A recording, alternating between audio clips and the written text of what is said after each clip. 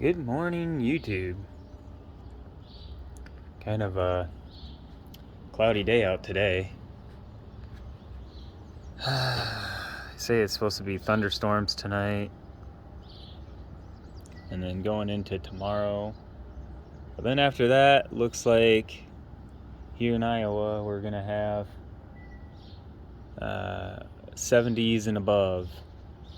And I hope that stays consistent through the rest of the summer. Well, it's not even summer yet, but spring and then summer. Cause I'm totally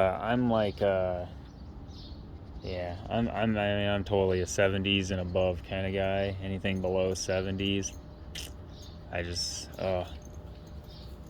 almost get to like a depressed state. It's just, I don't know, man. I like heat.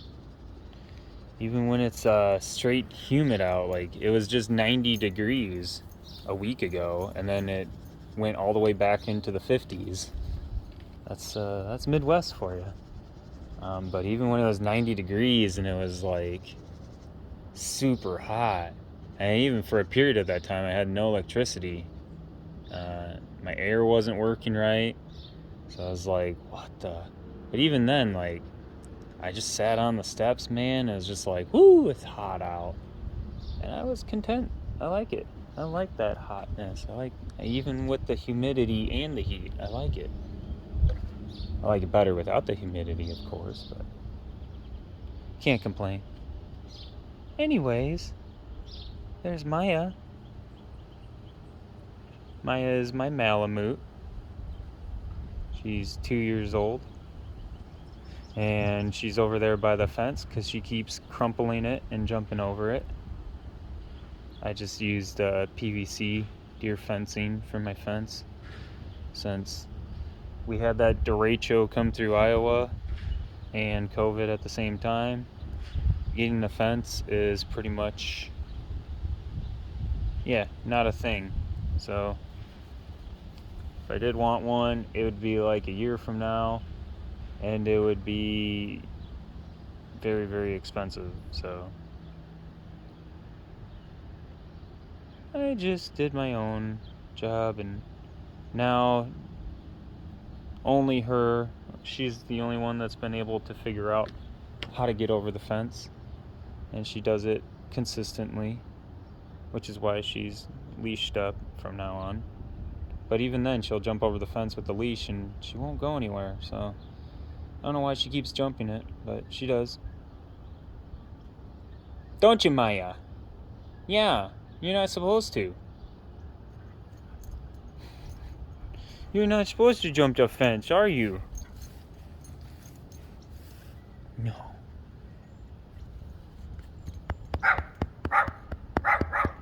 Neighbor's dog. Tiny little thing.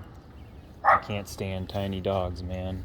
I know some of you out there might be watching, you have tiny dogs. I'm sorry. I just can't stand them.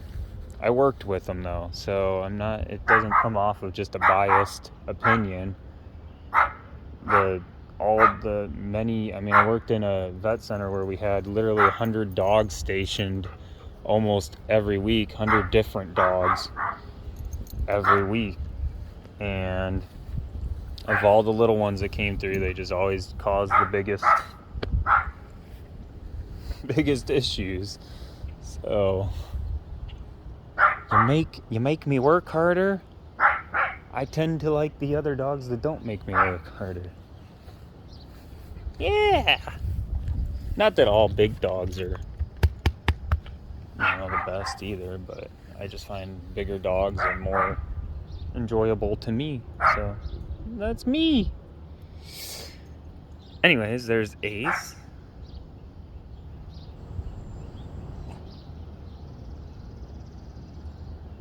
As I call him, Ace of Spades.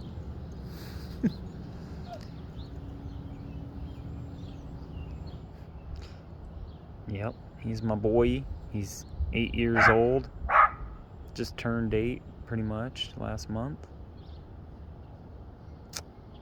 Hi, Ace. What's up, buddy? He is a Siberian Husky. So, not a Malamute. I started off with huskies. Found out huskies were way too energetic. Yeah. Maya, looking all happy. Yeah. Oh, are you tired? Okay. I'm gonna go check on the motorcycle.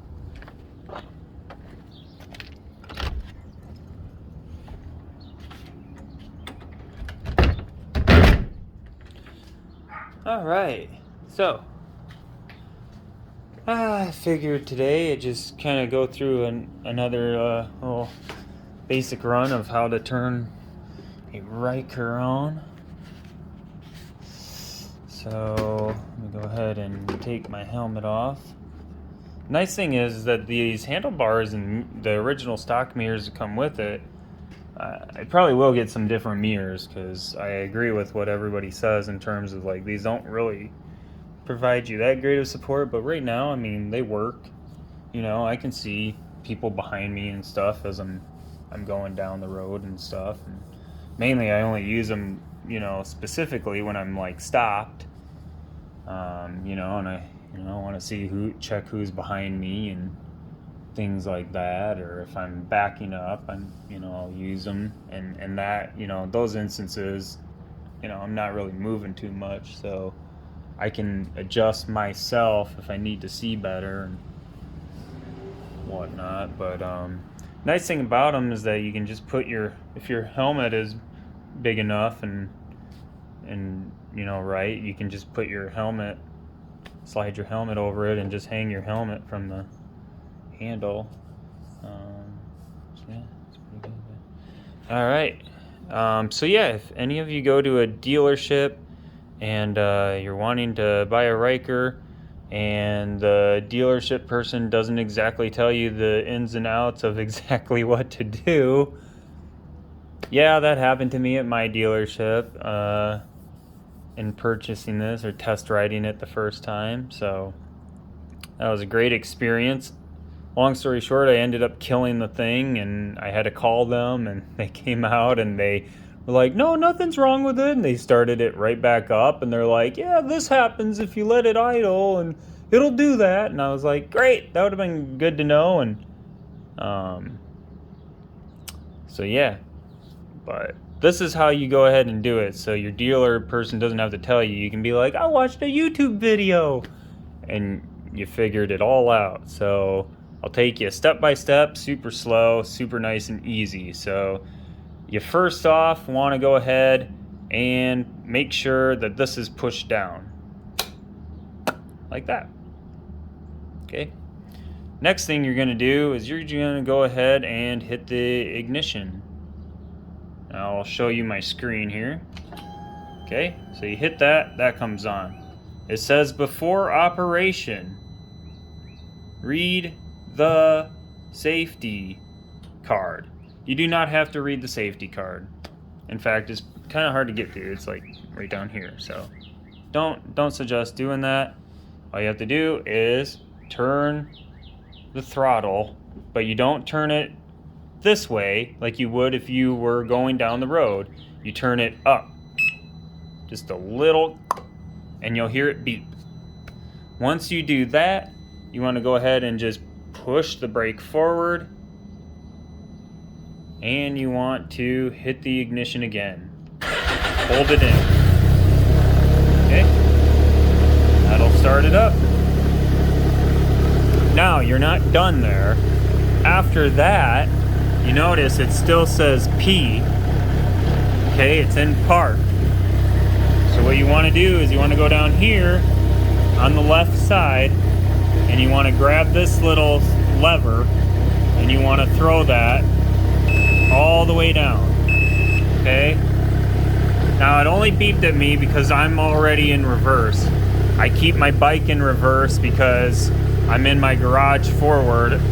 So whenever I'm leaving, I'm always going to want to go backwards, not forward. So I just do reverse as a precautionary to make sure I don't go through the wall of my garage. So, but yeah, all you do is you throw that down. And, you know, if you are in reverse, you'll want to put your foot on this little bar and move it forward. Actually, I'll go ahead and do that. Okay, now I'm in forward. So with it in forward, it's way up there. So the first time I test rode this, they told me where that lever was and that was the reverse. So I was like, okay, cool. But when I went to go and try to put it in reverse, it was the hardest thing ever. Because I can do this, you know, I can, I'm so used to using like the tip of my foot, but you don't want to use the tip of your foot. It's so hard to bring it back. You won't bring it back like that because essentially, here's the thing. If you put the tip of your foot under it, actually, you know what? I'll go ahead and turn this off now because that sums that up.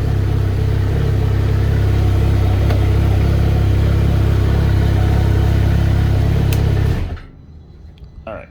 So, if you put the tip of your foot on this, your foot is mainly trying to bring it straight back, okay? But it's not gonna go straight back. It's on like a swing. So it goes like, you know, it goes like this. It's like a U.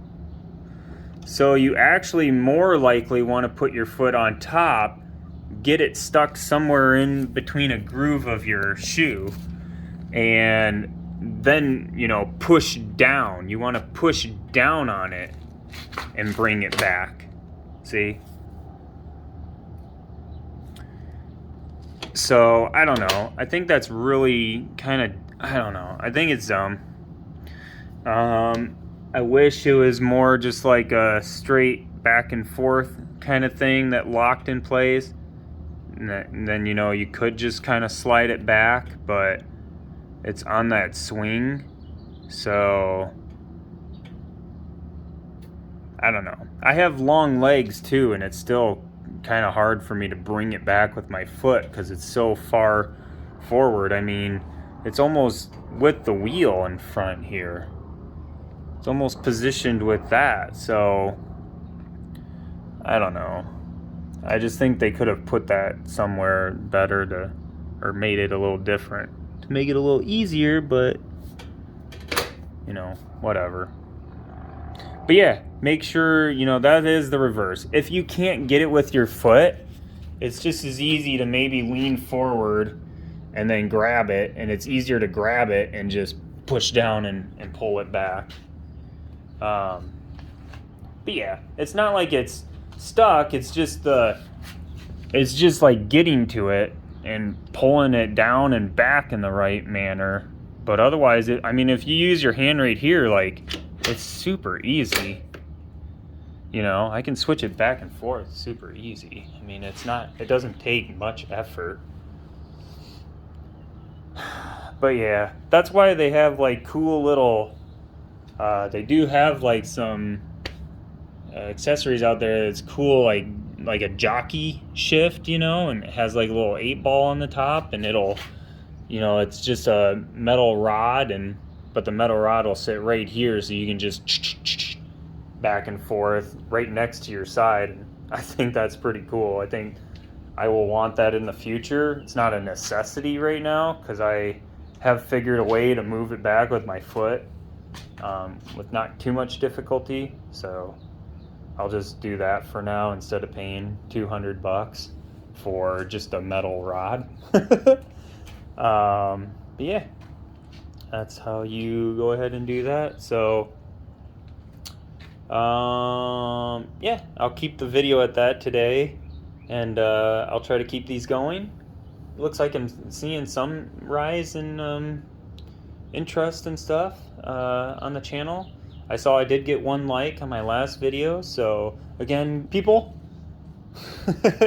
go ahead and like the video, go ahead and subscribe, and please go ahead and comment. I know, you know, the web's usually, you know, there's a lot of things out there anyways, but I just the background on me, I'm an artist, so you know, corrective feedback, just any feedback in general, I'm all for it. You know, tell me my video sucks. Tell me I don't know what the hell I'm talking about. Just whatever you do, don't say things about my dogs, because they're my children. So I will unleash fury if you say anything unkind about them. But by all means, call me a dirty scumbag or whatever you wanna, you know, whatever you wanna say. So I can take it. You know, I'll take it and I'll put it into some sort of good forward movement. So yeah, like I said, like, subscribe, comment, and I'll talk to you guys later. Peace.